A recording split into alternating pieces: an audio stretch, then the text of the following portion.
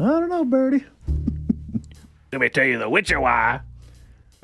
Which why I'm up here is I done killed the wrong man. By all rights, the treasure's mine. By rights, I should have all the treasure. Okay. Gentlemen, where did we leave off? Good question. Next question. So the last the last episode, Birdie and Tate went to we ended the last episode ended with us on the roof of it began with us on the roof of the 4-story building where we'd killed the 2 members of Divisio. One in the stairwell and one on the rooftop. Presumably Divisio. We strongly suspect. Yeah, I think Tate thought that they were members of the cult of the Could be both. Could be one, could be the other, could be a combo. Yep. That's when Calkins showed up. Yep. Took us back to the police station. We met 2 of his buddies that are kind of more on board with us and Calkins. Yeah. The sheriff showed up. Super tense encounter there. Mm-hmm. Somehow walked away alive. That was a Tarantino-esque level of tension. It was. I felt. Yep. We met the sheriff. Calkins, the 2 other deputies, let's see. I didn't get their names. Benjamin and like Matthias or some shit. Okay, Benjamin and Matthias. Or Mattias or Matnias or something like that. Mm-hmm. Yep. It was Matthias Brisick, Benjamin Knowlton. That sounds right. And so Birdie's still got a hole in his shoulder. And the plan after we left the sheriff's office was to go to our new hotel, I believe. Or did we go to the old one? We went to the old one and split up a little. Tate went and left a note for Creedmoor's friend in their previous meeting spot, and then went and... Augustus? No. We don't know his friend's name. Oh, Creedmoor's friend, yeah. The guy you had that shadowy encounter with in the alleyway. Yep. Yep, with the purple eyes. Yep. He left a note for that man there, and then went and had a conversation with a separate entity. Oh, this is news to Birdie. Birdie was not in the room. Ah, spoiler alert. And I believe Birdie's just in his old room. Yeah, I don't know what you were doing. Unless Game Master Mr. Zenner. For the listening audience, full disclosure, there was a new addition to the old Parasol production family, which led to a week or so break. So we're playing catch up. Yeah, well, I think it's been like 3 now because I was sick the one. Yep. We had to take the one off. We had to take 2 off. Yep. Whoa, what was that? Me. Oh, I thought that was the music for a second. You're like, cool, man. But now we're back. And hungry for more. Do you want to say anything about Not really. the new OPP member? Future CFO? I'm just making some internal notes here. Yeah. To the best of my memory, Birdie was still at our old, what is it, the Red Roof Inn or something like that? Red tent. Yeah, I don't know if you were going to meet somewhere else or what, but Because Birdie can walk, but it's not like he's healed. yeah, weren't we going to bring you to a doctor? I think that's where we ended. You might have been at the doctor's. I think I was at the doctor's. Yeah, because Birdie was high on pills, That's right. so it makes sense that you don't remember. Yep. Aha. Even better. Like, well, we used to give people cocaine for the pain. Then we found out that it was habit forming. So we moved them onto this new miracle drug. It's called heroin. Oh, and now we've upgraded to fentanyl. Yes. Okay, guys. Let's start the scene with you guys leaving the doctor's office, right? I think that makes sense. Well, I don't. Did Tate go back to Birdie yet? Do we need to maybe listen to the last couple minutes? I don't know if he went back to him yet. Oh, because he was talking to the apparition, and then that's where we ended. Yeah. So we can start with the end of that and Tate going back to the doctor's. Just breeze into that. Okay.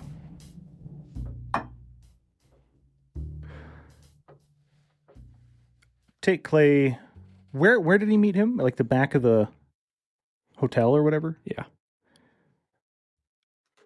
Tate Clay standing. Let you get comfortable. Get real comfortable. But not too comfortable. Okay.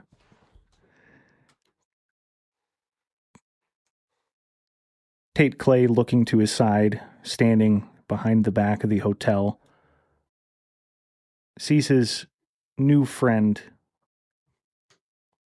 suddenly vanish, as if it was never there in the first place. Gone. No pop, no mist, just gone. The smell of that cigarette smoke fades just as quick. What does he do?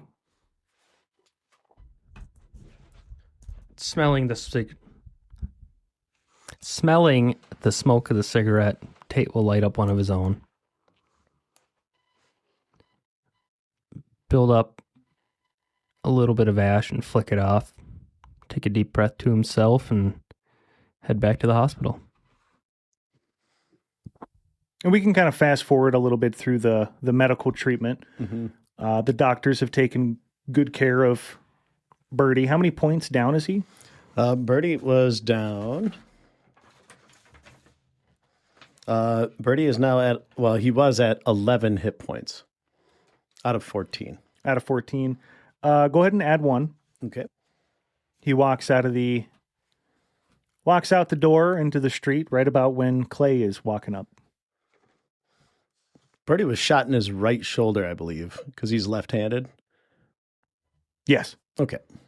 So he can still sling some Yes. iron. I remember you physically pointing at it. Like, ah. Yes, exactly. Dang. All right. How you feeling? I mean, right this second, there's just the barest of throbs going on kind of in the background, right in the periphery, if you will. But other than that, I feel good. Oh, yeah. Like I feel real nice. You don't look it, but I'll take your word for it.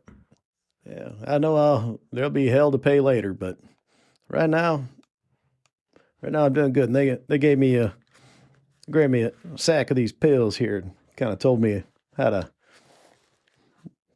keep on my feet. Well, let's lay off those as much as possible, Birdie. What kind of pills? Oh, I'm thinking it's I don't know if they had morphine or like heroin and pills back then. Maybe it was all injection. Pain pills from the hospital. Yeah, it would have been like lead. Would have been like a lead pill or something. No. They in 1910 they had I know that they were using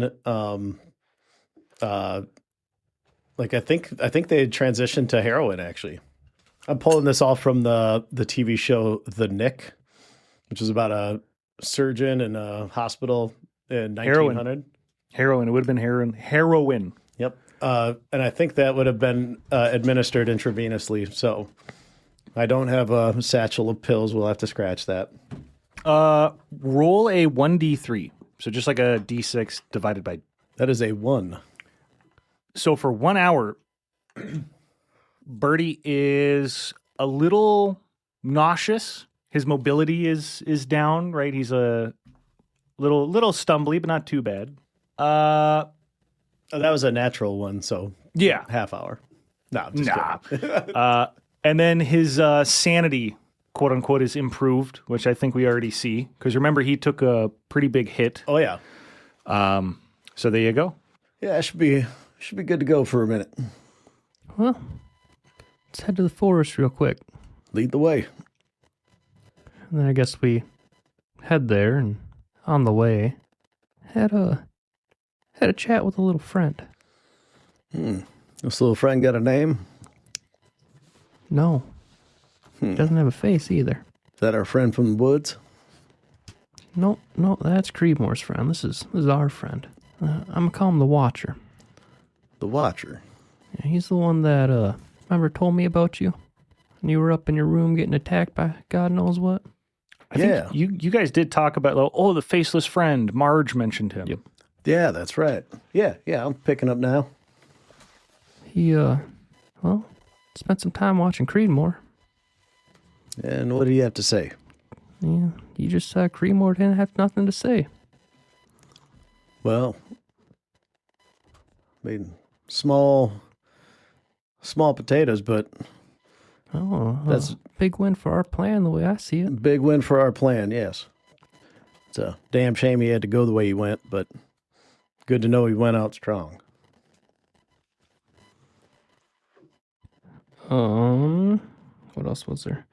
And he's gonna do a little watching for us for a while. You know, that makes me feel better. Well, it's another eye that sees a lot more than we do. He doesn't know what's in the middle of Sierraton, though. But he's saying it's wrong. It doesn't belong here. But Well, it's not the same thing he is. Got it. Well, then, I guess we'll just have to do our best to rid Sierraton of whatever they got, that's rotten at the core over there. Yeah, it might be best to rid the world of Sierraton, Birdie. Well, that would be an extreme response. These type of ideals, they don't just die with the source. They live on with the people in the area. I mean, we'll have to cross that bridge when we get to it. Right now, I wouldn't like our initial plan to be scorched earth. Roll me one of them cigarettes, will you? Just take one already. And he hands you one of his. Thank you. They got this fancy thing, a filter. Is that a thing in 1910? I just watched history. Madmen? Oh, The Men Who Built America. And the filtered cigarette, I think, 1950s. Oh, the earliest one was in 1920. So this has no filter. That was prototype. Scratch that. Cut that. Delete that. Yep. Because in 1910, I think the most common form of tobacco consumption was the cigar and chew. Cigarillos and Beech nut. yeah, little cheroot. All right. What are you guys doing? Balls in your court. Tate hands Birdie one of his cigarettes. Thank you kindly. I think we pass some time, wait for Zwarson. Let you heal up a bit. That sounds like a good plan. Think I could lay low and get a glass or two of whiskey in me. Yeah. Help along with the healing process. Well, let's see what's by the forest and go from there. All right. Does the Forest Inn have a bar? Very small, corner of the basement type of thing. Well, Looks good enough for us right now. As long as it's wet. There's a little bell to ring for service. Like it's got 2 posts, and there's a bell with like a rope right on the bar top. Tate rings it. Gong, gong, gong, gong. And we take a seat. Bartender comes out. He's a youngish looking man. Hey, what can I get for you? 2 whiskeys. Neat, 2, please. Neat. All right. And for you? Same. 4 whiskeys neat. Got it. Glug, glug, glug, glug, glug. And he has 2 in each hand, right? Like interlacing his fingers and slides them up to you. Cheers. You guys got any snacks back Cheers. there? I can get something. Cool. I feel like I could eat a little something right now. After a minute, he brings out a plate of sunflower seeds. That's the best you got? Yeah. Yeah. Birdie's gonna chew on some sunflower seeds. Tate's gonna slide a 50-cent piece across the bar. How about you grab us some peanuts? Would they, I mean, were peanuts really widespread? I'm trying to think. Were they? Peanut farm? Would you find peanuts in Minnesota? Well, I mean, that would be a trade good for sure, because they grow peanuts in the South. That's what I was thinking. I was like, sunflower seeds. I could see them having just a bag of those. Dude, there's the rail car gets here. Yeah. Yeah, I can bring out some. I'll bring a little box of them. Appreciate that. Now we're talking. He comes out and he brings a bag of peanuts, just a sack of them with a bowl for the shells. Classy joint. Mm-hmm. Yeah, you guys need anything else? Just ring that bell. All right, thank you kindly. And Birdie's gonna sit there and nurse his second whiskey, and shoot the shit with Tate. Yeah, and this is just a small, like 3.5 person bar, right? Sure. With like some candles lit. I mean, we're part of Tate's hope is that people that we know will find us here. Okay. So that's why he's staying at the bar and a little visible and just hanging out and talking, but he's keeping an eye on the door, nursing all of his liquor. And Birdie's in a mood to have 3 or 4 whiskeys. And then we just, unless anything happens, let time pass. What time of day would it be? About like 5, 6 maybe now at this point? Probably. We'll say it's the afternoon. Well, because when did we shoot the baddies on the top of the roof? Was that like 10 a.m.? Oh, that was nighttime. No. No, that was during the day. That's right. Because you saw the glint off of the... Yeah. That was like midday. Yeah. It's how I remember, like lunchtime. It's probably like 5, 6. Yeah. I mean, going to a doctor and getting a wound cleaned out, properly and bandaged and the conversation, it's probably... At the sheriff's department. It's probably later evening, 8 o'clock. Yeah. We'll say 6:30. Done. 6:27. 6:27, 36 seconds. I like this scene. I want to be at this bar with these 2 guys. The scene I have in my head, there's lots of like wood trim. It's very rustic, kind of like the rest of the place. I think I described the lobby that way, right? Lots of wood, tree type of stuff. Just a very cozy and clean place. It's clearly historied, but like well taken care of, right? Mm-hmm. There's polish on the wood. Yeah, and smells decent. Mm-hmm. There's not like stains. And the 2 agents sip their whiskey. Then they sip their second. I imagine they're both kind of like exhausted mentally, so maybe they're not too chatty. Little conversation here and there. I'm kind of imagining one of them pulling out a notepad and kind of like summarizing some of the stuff for the day, maybe like theory crafting what's going on. That would have to be Tate, because Birdie's only got the one good arm, and it's working right now. I'm going to take that from you pretty soon here. For the listening audience, young Sadesky just has a pipe, just a metal pipe. He's like playing with, and now he's scratching the back of his head, and he looks elated. It's part of a window curtain rod. Oh, wow. Yep. Metal pipe. Rod. Metal pipe sounds too cool. Yeah. It's a curtain rod. So,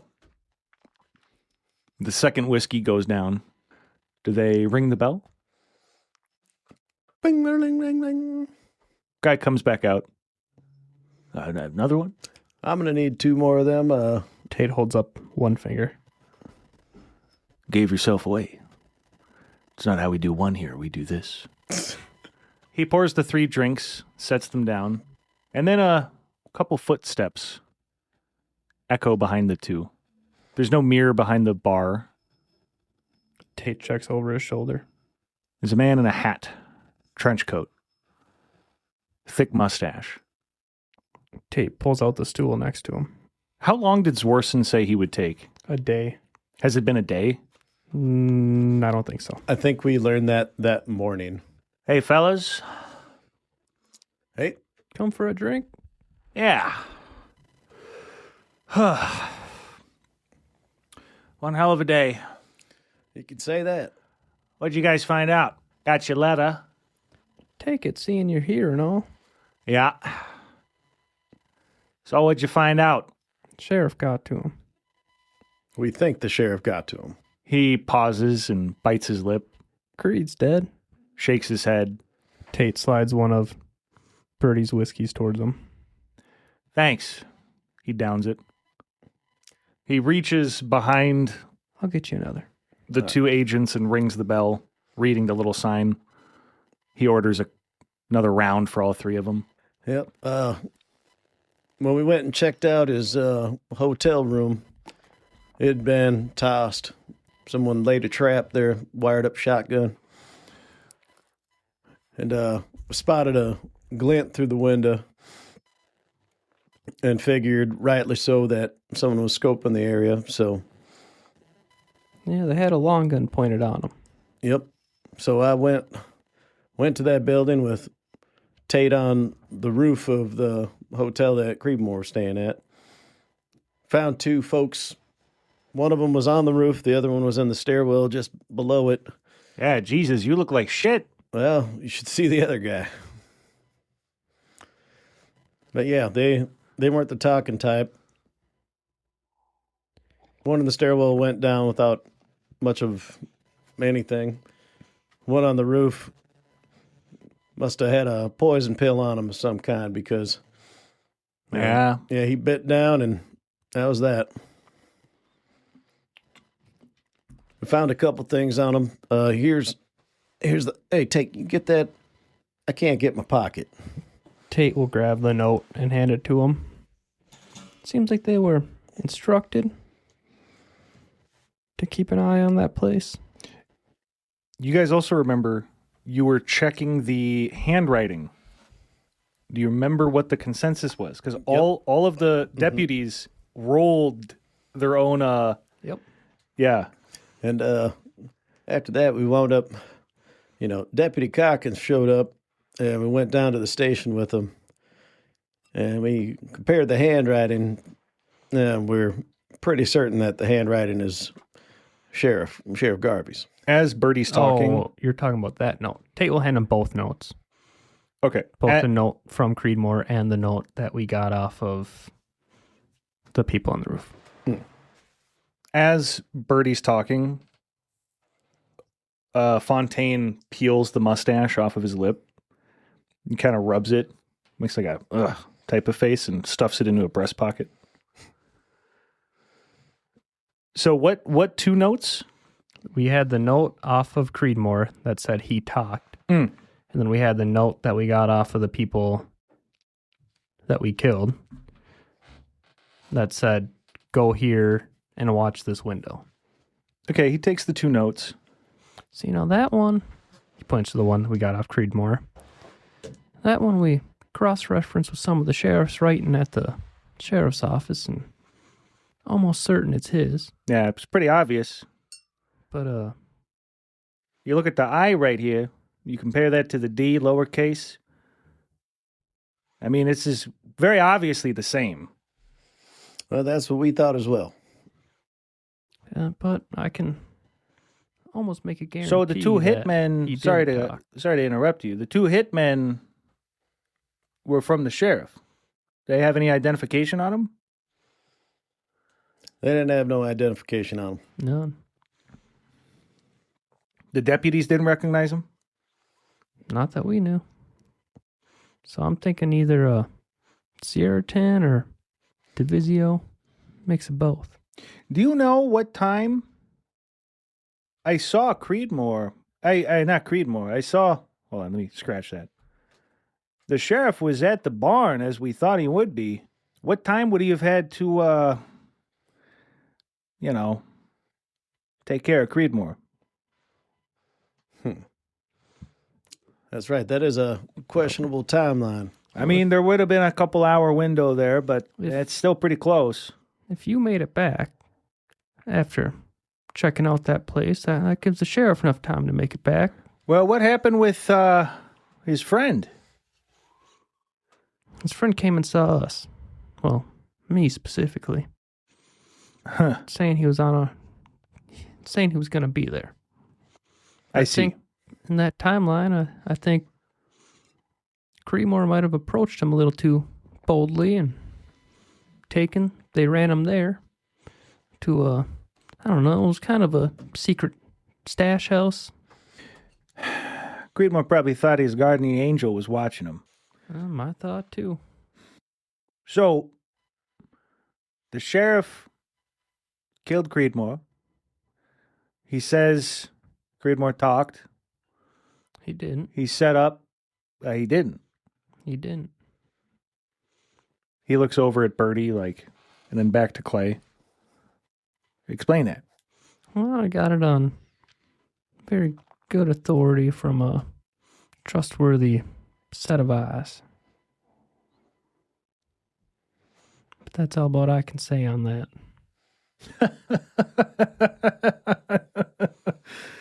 He reaches over and rings the bell another time. Orders one more for himself and looks over at the two agents like, you want anything? Tate nods. Yes. Yeah, keep them coming. Fontaine orders another round. Well, I suppose that's pretty typical in this line of business. I'll take your word for it. So then the sheriff piles. That's right. Calkins. I thought it was Garby. No, that was a different one, wasn't it? The sheriff himself? Orson. Orson. Yeah. Okay, yeah, he would know that. So Sheriff Orson sets up two. He has a visit with Creedmoor. Then he sets up two guys to keep an eye on his room. That's the. He said a booby trap. You said. They had a shotgun pointed through a door. You guys did say there was a booby trap. He right? did. Yes. Okay. Mm-hmm.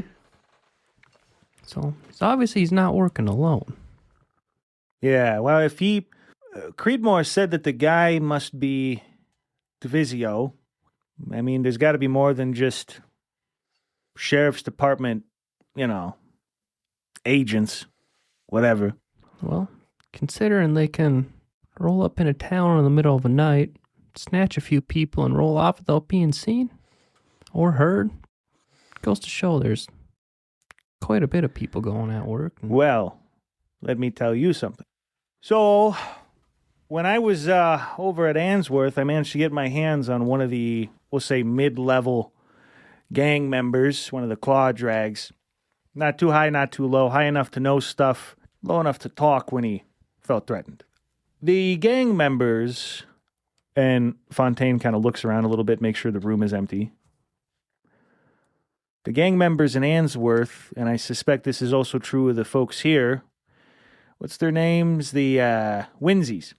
They're working with the folks in Sierraton. The two groups are trading for these green gems. So claw drags sell guns, women, etc. Sounds like the Winsies specialize more in chemical, substances, opium. They trade these things for the green gems. They do with them what you guys, I'm sure, can figure. And then they sell the gems to the sheriff. All of them. Wholesale. Very expensive. They make a lot of money off these green gems. I'm not 100% sure if they know what, well, surely they must know what you guys know. Why the hell is the sheriff buying them all? Well, that makes me think that the sheriff is probably working on Divisio, right? The rest of these folks are working on Sierraton trying to get this green gem stuff out. I think it's a whole... I don't think it's all Divisio. I think Divisio uses this place and their green gems as a resource of sorts. Now, what they're using them for exactly, I don't know. Although I do know that, Where's the sheriff getting his money? that's why I'm thinking Divisio. Well, we know Creedmoor said that he was Divisio. We don't know how he knew that. But I have no reason not to trust him. Or, well, had. And now we don't even know what he knew about Divisio. Yep. Sad that he passed. Do you know much about that organization, Fontaine?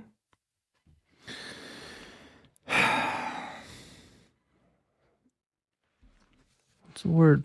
Suboctor? Ring a bell? No, I think that came up in the report that Zworson gave me, the one you guys were a part of. But It would. once or twice, Zworson and I bumped into some odd situations, odd people in the agencies, in the departments, you know what I mean? People who clearly had some kind of ulterior motive.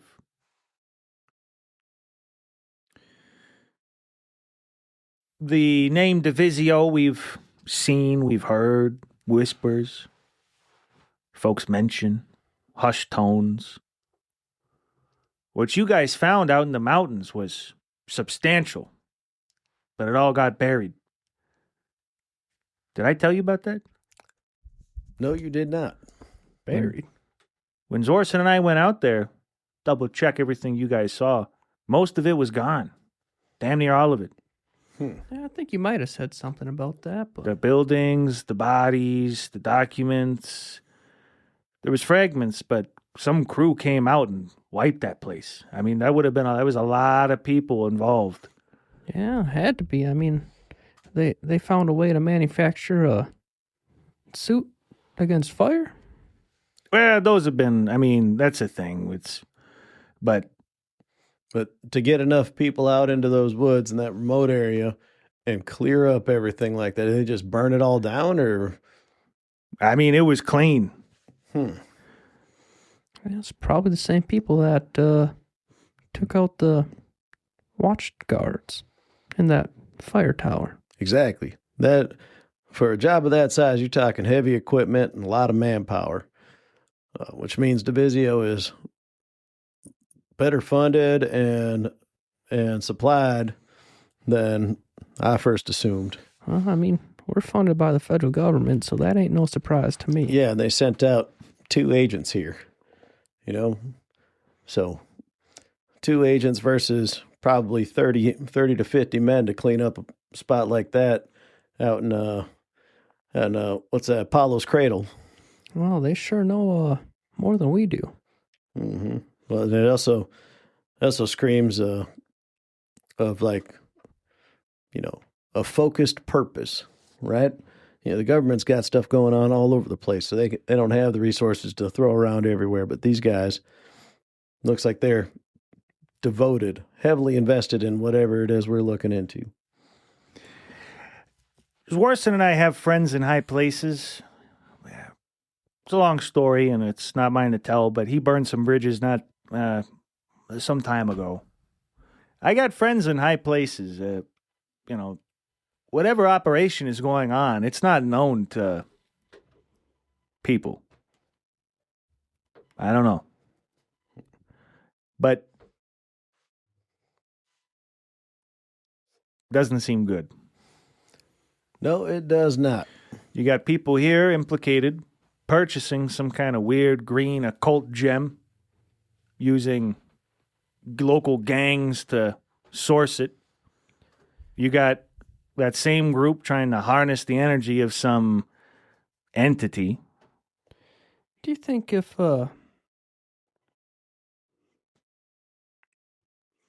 you looked inside someone's mouth, you could find one of those pills pretty easy?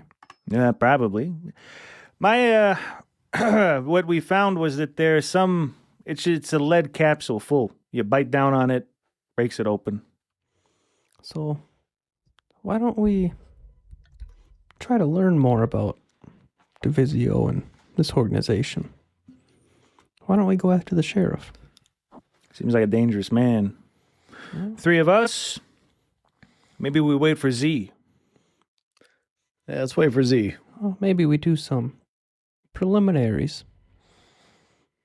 Like Well, little who's abouts and where's abouts and going tos and Well, it sounds like you've got some friends in around town. I plan on asking. Ask them tonight. Zwarson should My be here plan. tomorrow. Tomorrow morning, God willing. well, if it's all the same to you fellas, I'm gonna sit this one out tonight. I feel like my next date is with a pillow and probably 12 hours of uninterrupted bliss because I am dog tired. Yeah, you should get some sleep, pal. It's convene in the morning. I'll Well, find you. I think looked like they had some pretty good breakfast right down the street, so At this point, I'm a little nervous about the 3 of us being together. Out, where windows can see. Agreed. We should probably apply a bit more caution going Tate forward. will tell him our room number. Okay. Toss him his key. We'll be in touch. And I think we'll be in bed. That's right. He throws some cash on the table with a very healthy tip, finishes his drink, tips his hat, and leaves. Well, that was productive. Any info is good info, but Mhm. can't stop yet, Birdie. I'm not looking to stop. Just looking to get a bit of a, charge up a bit. Yeah. Me too, but be lying to say if I wasn't feeling a little vengeance in my heart. Oh, you and me both. Let's He'll- head up. He'll get what's coming. Birdie's going to stuff a handful of those peanuts in his pocket. Tate's gonna grab the sack. Okay. You guys are retiring for the night, so Birdie heads to bed. Mm-hmm. And you and I will have a little scene before the night is over.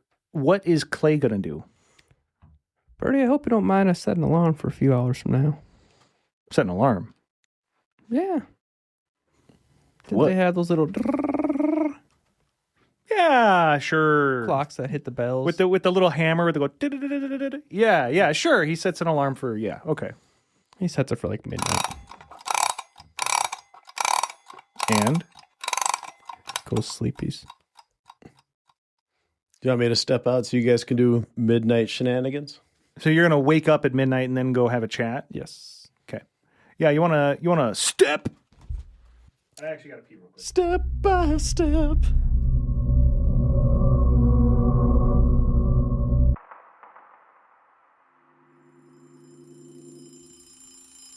The alarm goes off. Tate stops it really quick to not wake Birdie up. Tate reaches his hand, and suddenly the alarm stops before he's even touched it. There's this weird blur on it. There's this weird sound. Looks frozen. Good morning. And he touches it. It feels like it's moving in slow motion, and then it stops altogether. He's laying there, feeling a little confused. I mean, what? How would he react to that? I think it would be a quick jolt up. In walks a coyote. It walks with grace, delicacy, with intent, with a knowledge, and he recognizes this coyote.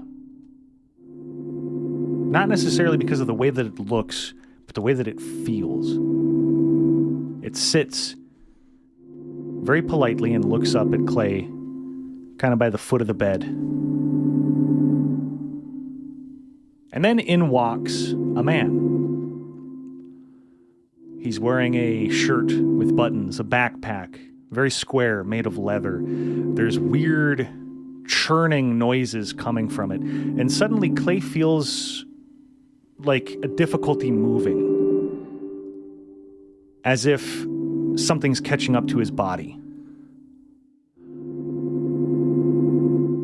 The guy with the leather backpack and the button-down shirt, kind of a khaki color, grabs the chair in the corner of the room, spins it so the back of the chair is in front, and he puts his legs, leans on the back of the chair. We've met before, haven't we? Tate's gonna slap himself in the cheek a little bit. Or people that think that they're still asleep. For some reason, his hand feels slow, almost like it's moving through mud. But he does make contact with his face. Oh, you're awake. This is happening. But we've met before, haven't we? Or was that somebody else? Do I recognize him? No, not at all. You know, the coyote, yeah? Well, him, yeah, but us. No, maybe not. Don't think so? Aren't you the one that needs glasses now? It's not me. The one that... the thing with the crows? Not me. Oh, shit, you must be the other one. Is that a problem? No, that's not a problem. And Tate Not is... from the bookstore, right? Not the book. You weren't at the bookstore? Or you were at the bookstore? I've been to a bookstore, but... You didn't see me at a bookstore? I don't think so. Shit. He looks over at the coyote. And then he looks back at you. Well... And then he stops and he looks back at the coyote. And he nods, almost like they're having a conversation. He's looking at it. Yeah, okay. Well, I mean, he's the wrong... yeah, okay. He looks back at Clay. So, kind of fill me in a little bit. Where are you at right now? Answorth? No. Well... Okay, can we... Sorry. Let's slow it down a little, please. Oh, Just do you have the dynamite yet? humor me. What's happening right now? Well, I don't have a lot of time. Okay. But do you have the explosives, the dynamite? I have more than that. Okay, good. A lot's about to happen coming up here. Whatever happens, and he looks over at the coyote. Yeah. Well, does he... Okay. Whatever happens coming up here, you gotta use that dynamite. There's something in the center of this walled town kind of cult thing. Yep.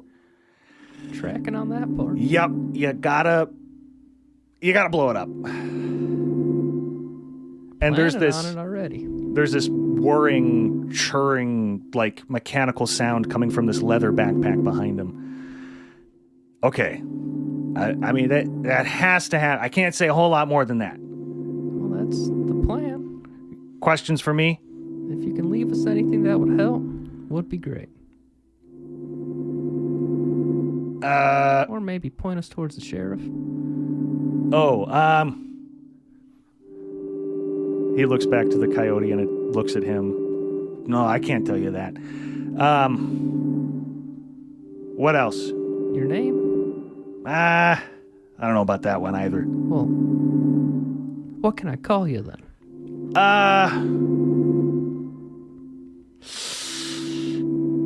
See, that's tough. Because it might be different next time. I guess call me John. John it is. Mr. Doe. But that's not really my name. Well, you can call me that.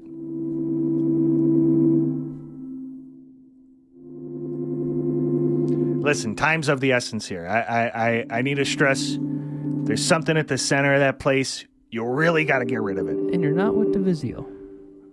Oh, no. No. But you're not with the CPMP. No, that's you. Yes, I know that. Not me. You're on your own. Well, in a manner of speaking. Okay, last question. Go.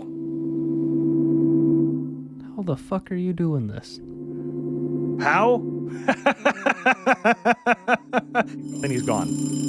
And the alarm is going off. Tate will shut the alarm off. And in case you forgot, we are sharing a hotel room. Tate and Birdie. Birdie stirs a little bit. Shaking his head, and he goes and smacks his cheeks a few more times and kind of blinks some grogginess out of his eyes. Fucking shit gets weirder every fucking day.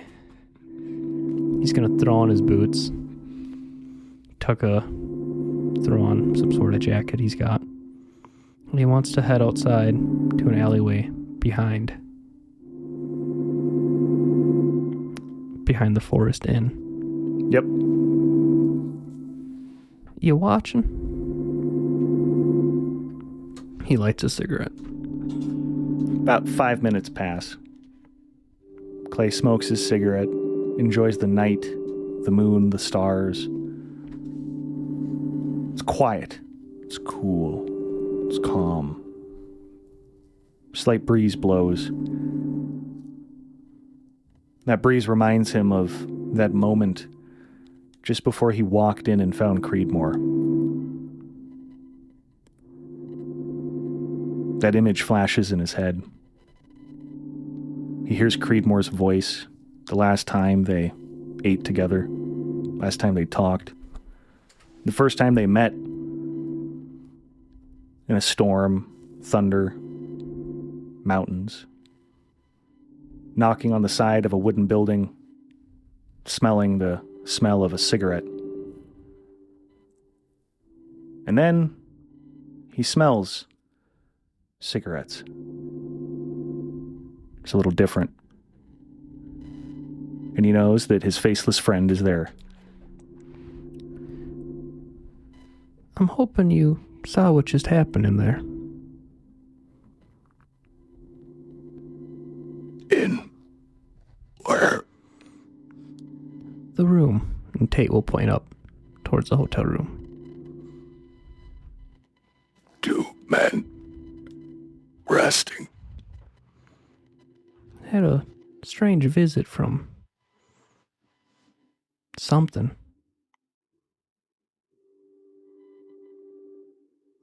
Could have been subconscious, I guess, if you didn't see nothing. Beyond me. Hoping you can point me towards the sheriff.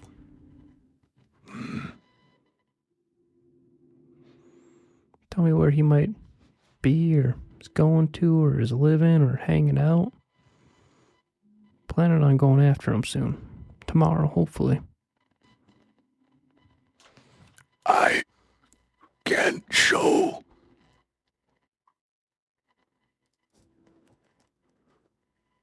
Your friend knows. There's no sound. He can show, Mm-hmm. and my friend knows. Yep, your friend knows.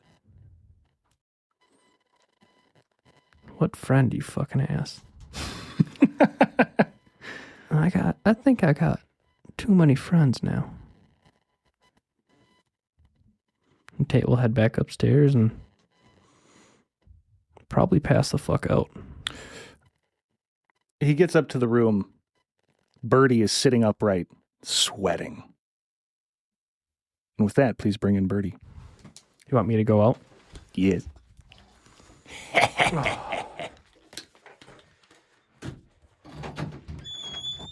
Okay, trade. I'm gonna throw these cans in the can.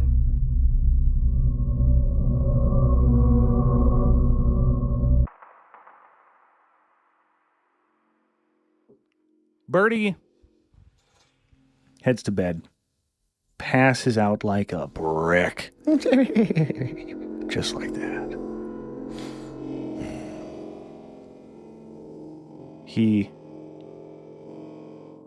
Does he have any green gems on him? Yes. I believe he has 3. His eyes close. He passes out, deep, dark, restful sleep. And then he sees intestines, digestion, pulsing. Something growing, something eating. He's getting impressions. He hears a scream, as if it's being pulled from the depths of one's soul. A transference of energy. And he feels like an itch. An itch. An itch. Right where the wound is. Physically, he's mentally still dreaming, sleeping, but he feels this itch and he scratches at it and scratches at it.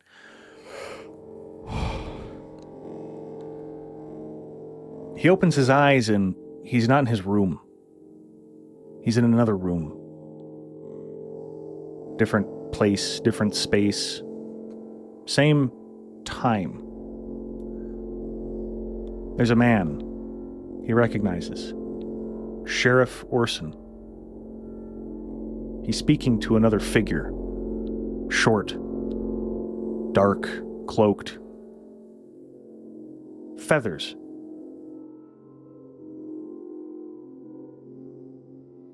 It speaks in a voice that's incomprehensible. And the sheriff speaks back. Birdie has a very difficult time computing what's being spoken, but he sees out the windows of this building. He sees a street sign.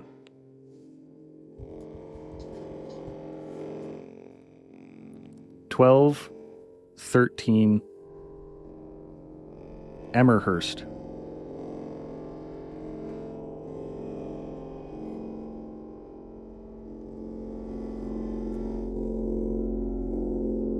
Suddenly, the shadowy figure turns. It looks directly at Birdie. And then Birdie wakes up, sitting upright, sweating. His wound feeling itchy, scabby. Far too scabby than it should. Itchy. Ugh. Clay walks into the room. And that's where we'll end it. Yo, save that file.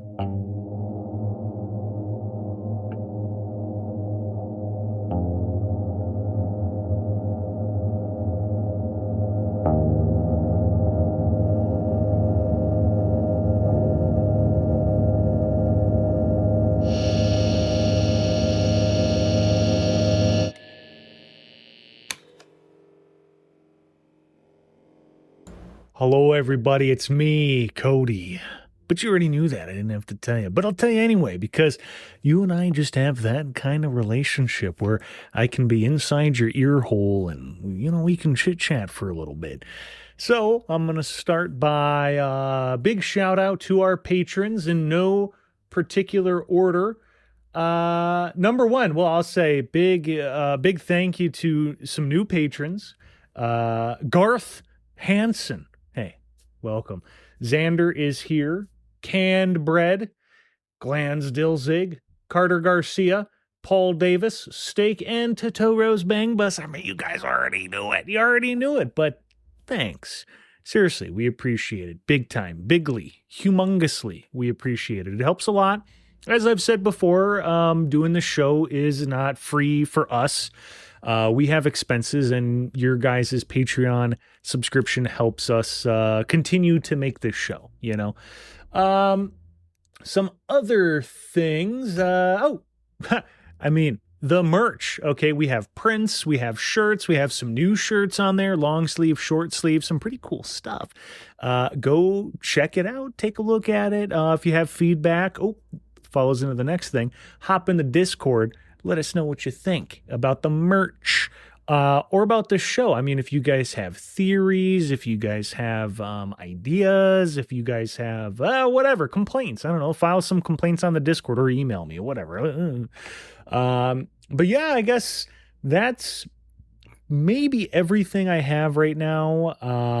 I've been pretty busy in the real world outside of the show with a myriad of things, some good, some bad, but you know, I'm keeping my head above water, and that's the important thing. And I've said this before, and I know you guys know it, but like, things get better. Things for me right now are pretty good, but stressful, right? I have a lot of expenditures on my energy. You know what I mean? But overall, things are really, really good for me. I've had some bad stuff happen in my days, but and if you have some bad stuff going on, I hope you know that, as I've said before, things get better. They really do. They really, really do. And maybe I'm preaching to the choir. Maybe I'm preaching to people who don't want to hear it. If you don't want to hear it, I'm sorry. But guess what? Like, things get better. And maybe, you know, you're comfortable in the place that you're at. But things could get better, right? You could go to the gym. You could go for a walk. You could get a better job. You could apply. I mean, there's all kinds of things. I've known a lot of people in my life that have had a lot of potential or opportunity, right?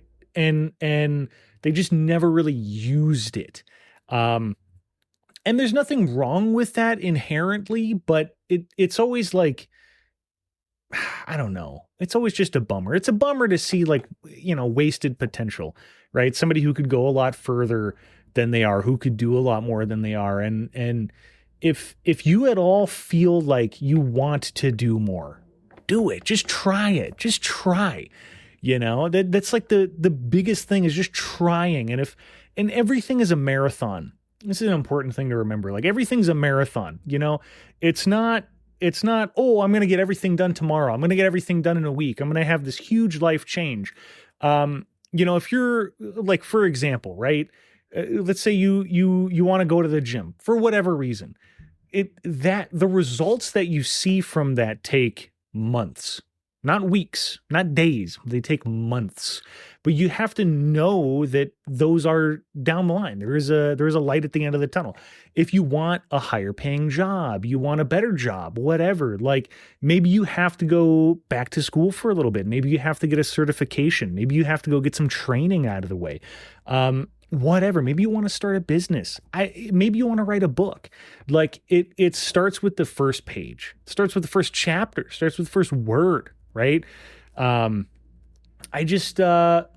think a lot of people could do things, and maybe they're scared to, maybe they don't have the energy to, maybe they don't have the motivation to, maybe they don't believe in themselves, or maybe they're impatient. I think the impatient one is what I see the most. Either people are impatient or they don't believe in themselves. And be patient with yourself and know that you can do it. And I think that's what I'll leave it at this week. We'll be in touch. Have a good one, guys.